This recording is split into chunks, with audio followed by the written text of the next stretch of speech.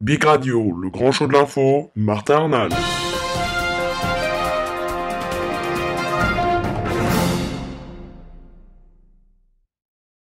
Bonjour à tous et bienvenue, merci d'être avec nous sur bigradio.fr. C'est parti pour le grand show de l'info, l'édition du vendredi 28 juin 2013. Et aujourd'hui nous parlons du Tour de France. Chaque année c'est la même rengaine. Le Tour de France c'est le cyclisme, rime avec le dopage. Avéré ou non, les révélations en début de semaine sur l'ancienne star tricolore, Laurent Jalabert, n'arrange rien. Lui qui, comme de nombreux autres, avait longtemps nié s'être dopé.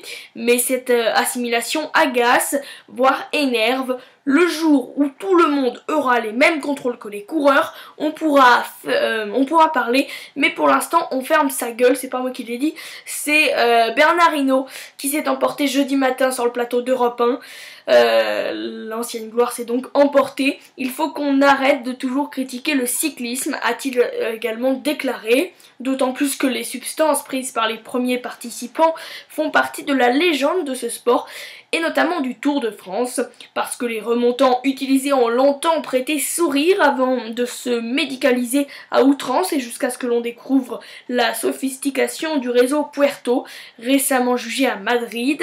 Le blog du journaliste mort en 2011, Jean-Paul Brouchon, est repris depuis par Bertrand Dubout et Jacques Audange. Tout ce que vous voulez savoir sur les courses cyclistes compte quelques anecdotes savoureuses. Ainsi, cette histoire du Tour de France 1903, où les coureurs avaient l'habitude de se refaire la cerise à base de champagne, de vin rouge ou d'alcool de menthe. La suite est encore meilleure puisque l'auteur explique que les participants a consommé un vin dit Mariani, du nom d'un pharmacien corse qui associait au breuvage de la cocaïne. Et ce n'est pas peu dire que cette première édition de 1903 avait révélé des secrets cocasses. Au terme de 6 étapes passées par Lyon, Marseille, Toulouse, Bordeaux, Nantes et Paris, c'est Maurice Garin qui inscrit le premier nom au palmarès. Et ce n'est pas peu dire que le bonhomme avait une sacrée façon de fêter la fin de la course. Le blog Tout ce que vous voulez savoir sur les courses cyclistes donne ainsi dans le détail le contenu de ces victuailles d'après-effort.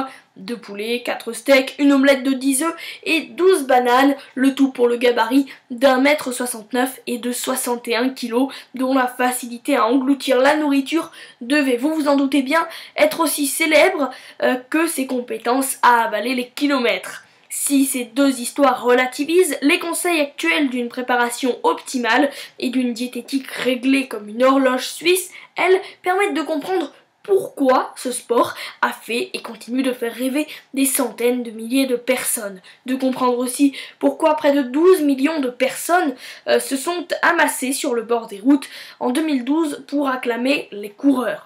Et si cette 100e édition du Tour de France passera 2 fois par l'Alpe d'Huez, elle ne franchira pas le mythique col du Galibier.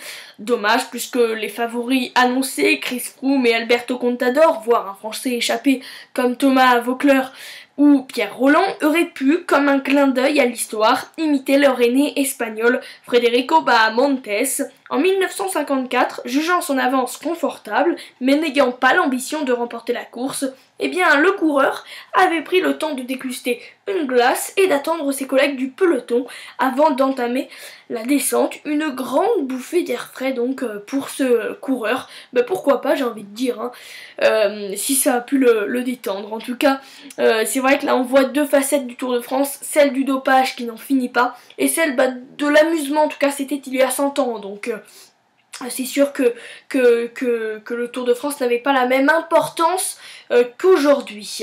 Le bloc-notes à présent est le champion olympique du marathon à Melbourne en 1956. Alain Mimoun est décédé à l'âge de 92 ans.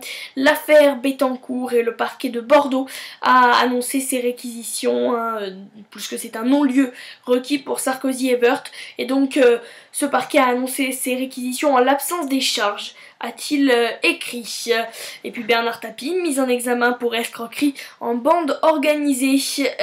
L'homme devrait s'expliquer lundi et s'exprimer plutôt lundi selon son avocat. Voilà, c'est la fin de ce grand show de l'info. Merci à tous et toutes de l'avoir suivi. Sachez que toute la semaine prochaine, il n'y aura pas de chronique, donc nous nous retrouverons le lundi 8 juillet 2013 pour le grand show de l'info en été.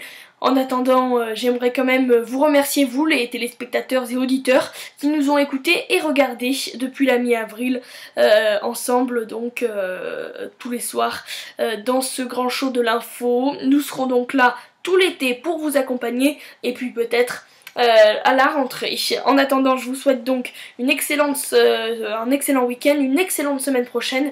Et puis donc je vous retrouve le lundi 8 juillet 2013, c'est promis. Merci à tous et à très bientôt sur bigradio.fr.